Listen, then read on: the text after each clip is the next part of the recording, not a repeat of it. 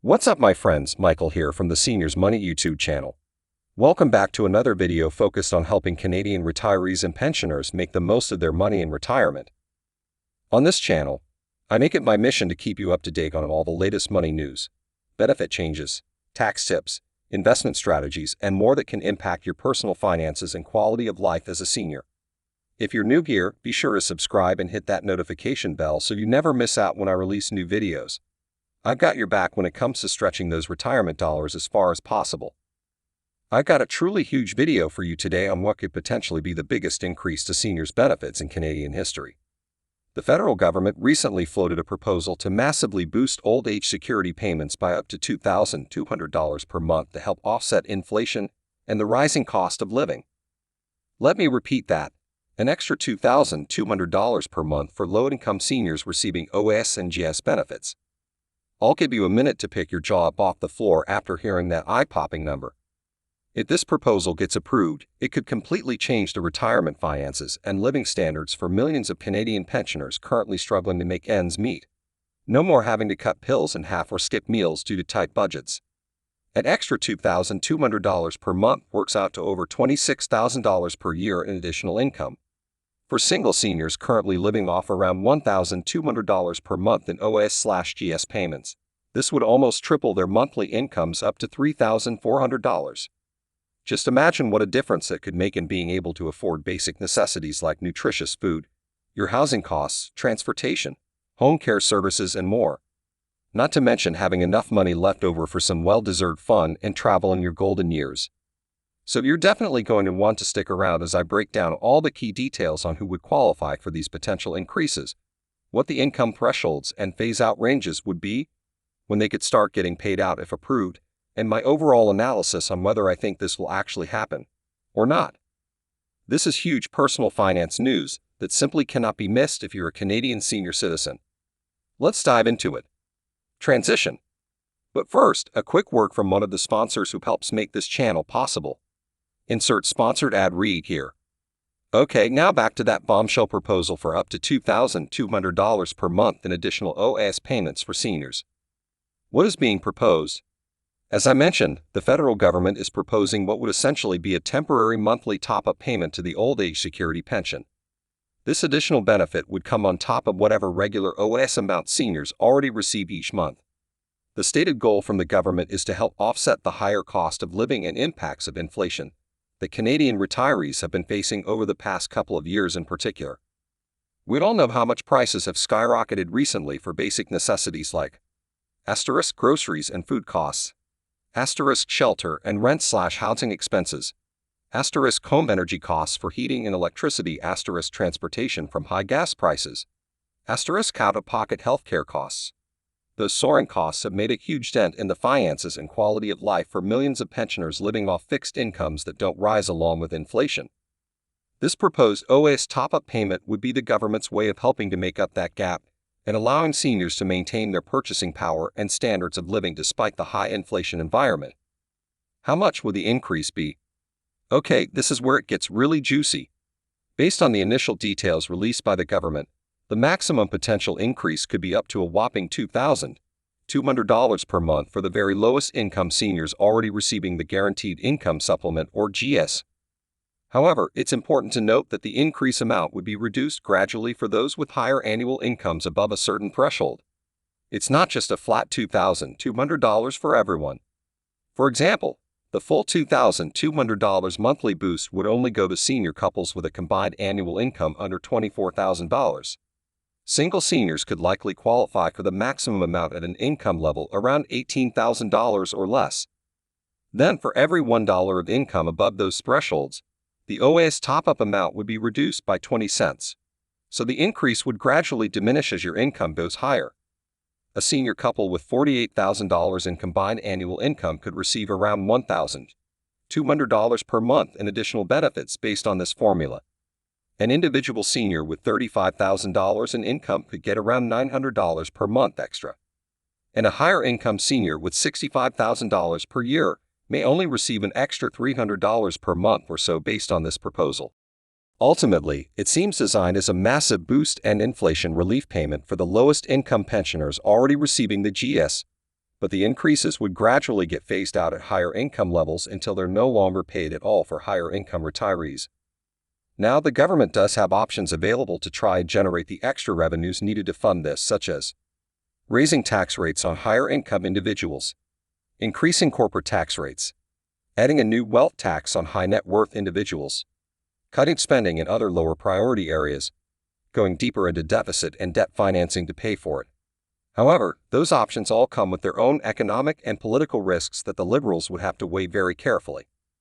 Ultimately, they may decide that the full $2,200 per month increase is just too much to bite off right away, and they'll have to scale it back to a lower level, at least initially. Introducing it gradually over multiple years and budget cycles could be one compromise solution. Okay, now that we've gone over all the key details and implications of this proposed OAS increase, let me give you my own analysis and predictions on what I think is actually going to happen here based on decades of following federal politics and policies.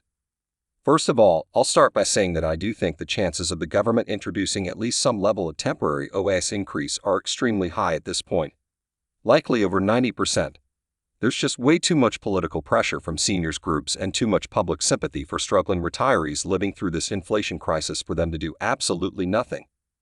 The governing Liberals would face an absolute firestorm of criticism, especially heading into an election year, if they failed to take any action to boost payments for seniors on fixed incomes. It would be viewed as a complete dereliction of their duty to provide a decent standard of living for Canada's aging population. However, with that said, I'll also state up front that I'm fairly skeptical we'll see the maximum $2,200 per month increase happen exactly as initially proposed, at least not in the first couple of years. Those costs of up to $50 billion annually for the federal treasury are just too eye-watering in the current fiscal environment. What I could definitely see happening is a scaled-down version getting approved that targets the lowest income seniors first before potentially getting expanded over time. They may also implement some lower temporary increases in the range of $300 $500 per month for lower middle income seniors who don't receive GS but still make below a certain income threshold, say $40,000 for singles and $60,000 for couples as examples. That way, they can provide some level of relief for both the very lowest income Canadians at higher risk of poverty as well as the broader working class seniors who would still struggle with the higher cost of living. Such an approach with 2 or 3 payment tiers based on income levels would certainly cost a lot less than $50 billion annually, maybe in the $12-18 billion range to start. More manageable for the federal books while still being impactful for retirees' finances. Then, if that initial rollout proves to not be too much of a fiscal strain and maintains public support, the government could look at gradually increasing the payment. And my prediction is that in their first couple of budget years, the Liberals will opt to introduce a monthly increase of around $600 $800 for just the lowest income seniors currently receiving the GS top-up. So essentially giving those seniors around 50 to 65% of the full $2,200 amount proposed initially. Ounce toward that full $2,200 level over the next few budget cycles, especially as the economy recovers from the pandemic impacts. That seems like the most pragmatic and politically feasible approach to take in my opinion. Start a bit lower to test the waters, then increase incrementally based on economic conditions and how the initial impacts play out. Of course, they could also decide to go the more aggressive full increase to the maximum $2,200 amount for low-income seniors right out of the gates if they feel the need or public desire for immediate and impactful relief is great enough. I just tend to be a bit more conservative in my predictions given the government's tighter fiscal situation and deficits already at record levels. Starting with a smaller but still meaningful boost in the $600 $800 range seems prudent before potentially ramping it up from there over time. We'll all just have to stay tuned for April's federal budget release to see what payment increase amounts and eligibility thresholds actually get proposed by the Liberals after all their internal calculations and discussions. Even if the maximum amounts don't happen immediately, I still think any OAS increase of a few $100s per month or more would constitute a pretty major win for Canada's most financially vulnerable seniors and retirees. Every bit of extra monthly income helps when you're living off of extremely modest fixed payments. That is the absolute necessity for the federal government to finally commit to proper, full indexing of OAS benefits to ensure they maintain their purchasing power year after year as inflation continues rising over time.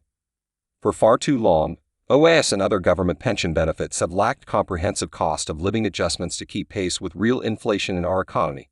Those flat, stagnant payments gradually erode in value each decade, putting more and more financial strain on retirees. Introducing large one-time increases is great for temporary relief, but it's really just putting a band-aid on the larger systemic problem if those bigger payment amounts aren't then indexed to the real-world inflation numbers going forward. We'll be stuck in this endless cycle of periodically needing to hike OAS by massive amounts every 5 or 10 years because it hasn't been properly indexed in between. That's wildly inefficient policy making that only creates more uncertainty for retirees trying to plan their finances. So whether it's legislating a higher flat indexing percentage increase each year specifically for OAS or tying it automatically to average annual inflation numbers, some form of permanent, guaranteed indexing solution is paramount in my view. Otherwise, Canada's seniors will remain stuck on this financial roller coaster of seeing their payment values stagnate and diminish until public backlash forces the next huge correction higher, only for the cycle to repeat itself indefinitely. The federal government simply has to commit to a real lasting cost of living adjustment policy to OAS and other retirement benefits going forward. Anything less would be incredibly short-sighted. And that commitment to indexation may turn out to be even more crucial than the dollar amount of this immediate payment increase when you consider the bigger picture over multiple decades. Getting it permanently baked into legislation as a requirement could protect the financial security and living standards of seniors for generations to come, regardless of what future inflation or economic conditions arise. One final point I wanted to raise in this analysis is the idea of perhaps providing some lump sum, catch-up payments to make up for years of OAS stagnation and lack of proper indexation before implementing new ongoing increases. While certainly not a complete fix, a significant one-time, lump sum back payment to OAS recipients could help them recover some lost purchasing power from all those years of under-indexed government pensions. You could structure it any number of ways, whether it's a flat $5,000 lump sum for all OAS recipients, or basing the amount as some percentage of the cumulative indexing shortfall each retiree experienced over the past 5 or 10 years relative to real inflation figures over that timeframe. But it's at least something creative to consider as part of a broader package of OAS improvements if the government is serious about restoring the financial integrity and sustainability of the program for Canada's aging population. Okay, that about covers all the key points on this developing story around the potential for up to $2,200 per month in additional OAS payments for lower-income seniors dealing with rampant inflation and soaring costs of living. To quickly recap, while the maximum proposed amounts sound incredible and hugely impactful, particularly for lifting millions out of poverty, we still need to see what the final legislation and eligibility thresholds actually look like from the federal government. My prediction is we'll likely see a more modest but still meaningful increase approved to start, perhaps in the ballpark of $600 $800 per month boost for the lowest income seniors already receiving GAS currently. There also may be some smaller temporary increases for lower income retirees above that level to provide broader relief.